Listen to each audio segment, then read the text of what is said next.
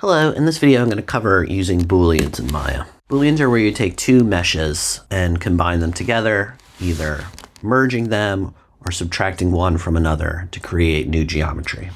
Okay, so I have a completely new scene in Maya. I'm going to create a cone. I'll scale it up a little bit. Then I'll create a torus. Scale that up too.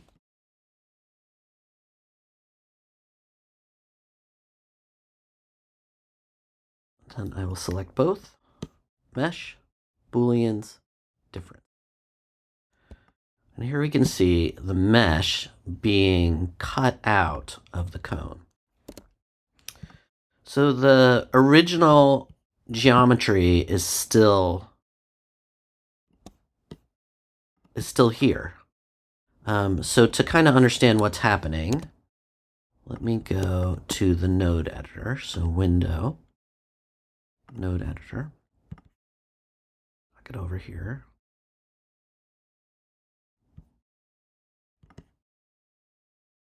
I'll grab my resulting shape and map the input and output connections. So here you see our original cone and our original torus going into a Boolean operation to create a new shape. And we also have these nodes, which are what are controlling the creation of our original cone and torus. So I can go in here. Let's grab the cone for a second, and I will collapse this and go to the attribute editor. And in my cone, I can increase the resolution of my mesh in around the axis and around the height. I can also do the same thing with my torus. Give it more resolution, change the global radius, and then gradient the section radius, like kind of puffiness. If I don't want to see these red outlines, I can simply hide my original shape, and I still have, and then I get the result. Another thing is, as I move my original objects around, it will drive where the resulting mesh is, right? Because it's formed by the combination of the two. What else? So one thing to be on the lookout for when creating these Boolean meshes, and for it depends on what you need it for. But if you see here, these rings and lines, these are called the edge loops, and how they kind of flow around the geometry is called the edge flow. And so ideally what we're looking for is four-sided faces where the lines echo what's happening in the geometry. When we have moments where the flow does not transfer along the edges and does not actually reflect what's happening with the actual shape, it can look fine, but for example, if I smooth this, which I can do in Maya just by hitting 3, if we look at this edge here, it looks a little janky and pinched, okay? So ideally what we need is for the topology to match the mesh. And there's a number of ways we could do this, depending on what we need this for. Like if we're animating it, if we're deforming it, if we're smoothing it, then just the Boolean operation right out of the box is not going to cut it. So what we can do, I'm going to go back to 1, is we can either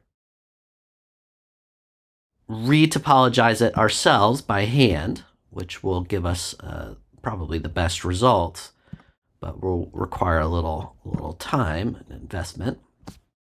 So to do that, let's go to the modeling tools over here, this one.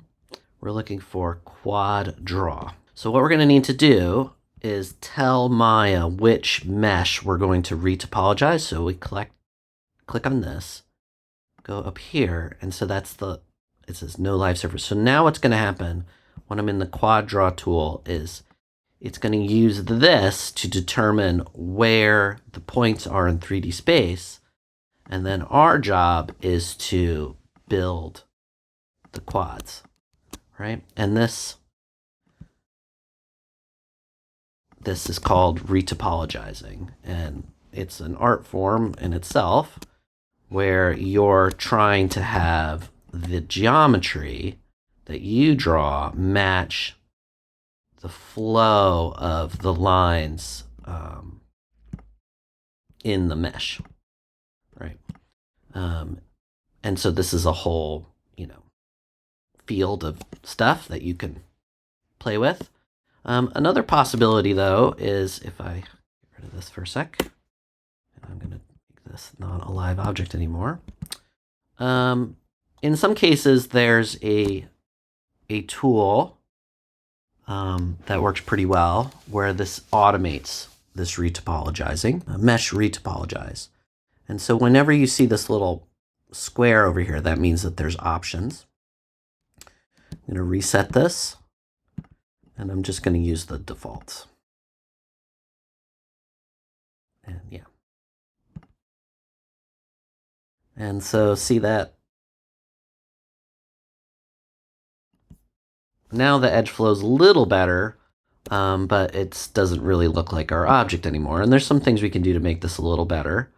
So for example, by preserving hard edges, you're preserving where the detail is in the mesh, right? That's telling Maya that those edges are important, and you get much better results in this instance. But it's still not perfect. I mean, look at this over here, right?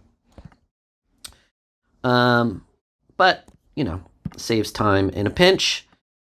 So we can use Boolean operations to create interesting new shapes out of simpler shapes. And there's a lot of things to explore there. But we can also use it to play with typography.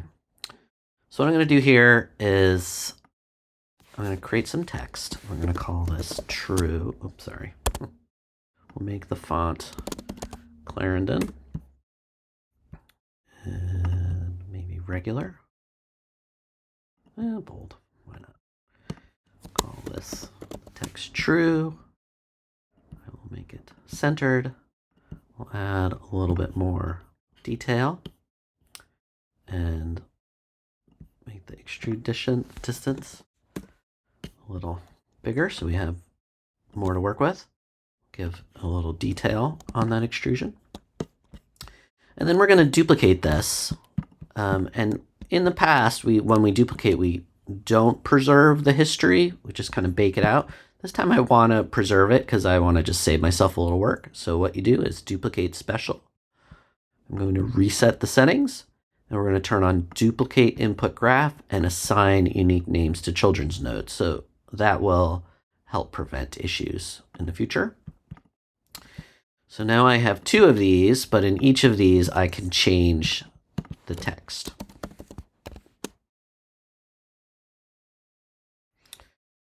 So what I can do now is I'm going to rotate this 90 degrees.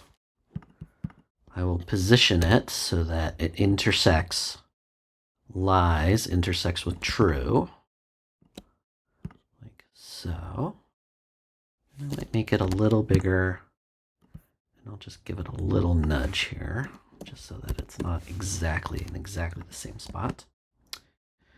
And then let's see what happens. So I'm going to grab this. I'm going to grab that. I'm going to say edit mesh, Booleans, intersection. And now we have, from one axis, it reads true, but as we move around it, it says lies, which is pretty wild. So here, I'm going to hide this for a second. I might want to break this. I'll duplicate this, hide that one. So that one's my live version, and then this is my baked version. I could say edit mesh, separate, and then I can just go into the individual pieces here. Get rid of the ones I don't want anymore.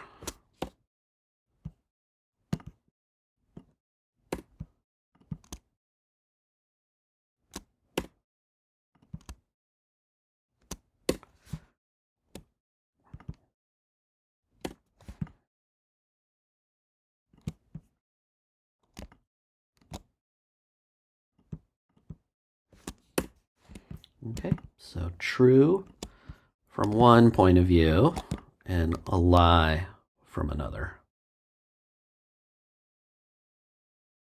And I can even change my focal length and make this effect even more interesting if I flatten it out a little. So true and lies. So you can have a message that changes as you move around it. And then you also have letter forms that are two different letters simultaneously. So it's a pretty fun thing to play with. All right.